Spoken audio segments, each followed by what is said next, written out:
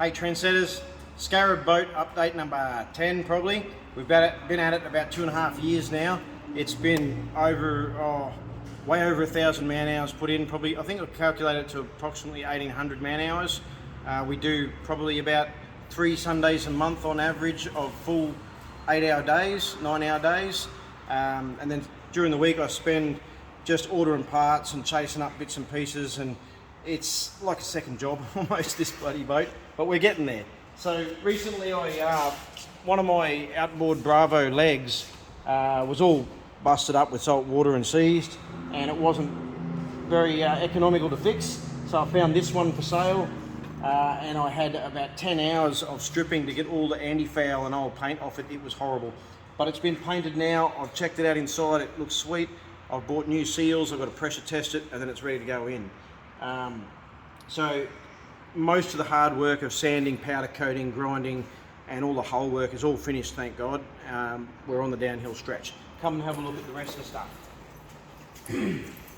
So we've been given all the trim tab motors a bit of a birthday. Painting brackets and new reservoir, seals, oil, bits and pieces. They all work nicely. I just gave them a bit of a once-over service. That's the top box of the other leg, ready to be pressure tested. Then we've got all sorts of bits and pieces, little things like Carter fuel pumps. They come just silver, but they're only zinc and they'll rust, so I coated them in black 2-pack and then bought all the right fittings to plumb them up. And the fittings cost more than the pumps, would you believe? Crazy, huh? They're all ready to rock and roll. The engines are finished. 468 big block Chevys with rectangle Port Merlin heads, 600 thou Iski cams, all forged internals, 4-bolt mains, forged cranks. They should be a good thing. They should be good for about 500 horsepower each. And I can't wait to get them in. The only thing that's stopping them getting forklifted in is I've got to build the transom gimbal assemblies, which are at home. They've all been sandblasted, new bearings, new bellows, new seals, new hoses, everything. Ready to rock and roll. I just got to put them together. What else? Have a look at my seats there, cool.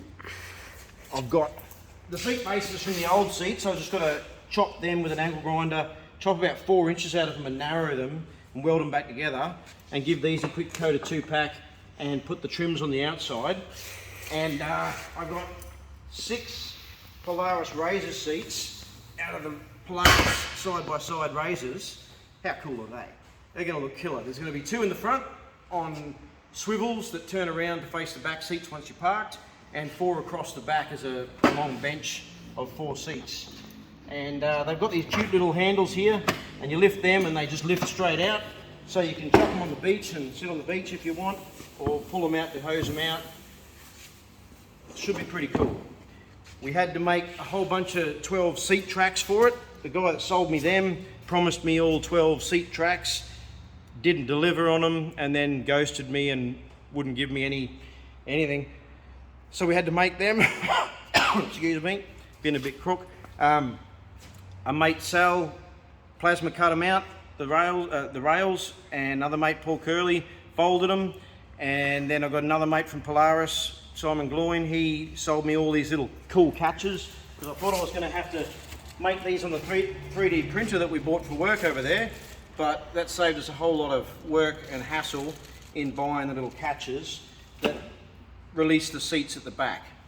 Other than that, we've just got all these parts, like the dizzies have been painted and new seals, and all these little bits and pieces have been powder coated and ready to go back in. Inside there, we'll jump upstairs and I'll show you inside. So I've just been chucking all the new parts into the engine bay. They have to go and bolt onto the transom. So all new cabling, it's a hell of a mess in there, but once I jump in there and start bolting all that stuff to the back of the transom wall and rigging it, then the engines won't be far behind. That's all brand new structure in there. If you've been following my updates, there's another one of those seats. And then we'll start putting some C-deck flooring in and some really funky interior. That interior will go.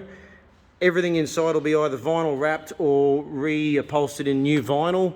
and it'll be all blacks and greys and cool touch fabric like modern wakeboard boat interiors. And here's my little fella Cade. He's not so little anymore, he's nearly as tall as me, but he's been helping me all day today. And that's about it. So we're really getting somewhere now. We're definitely on the downhill. Thanks for staying on board if you've been watching all my updates, and hopefully it'll be on the water kind of soon.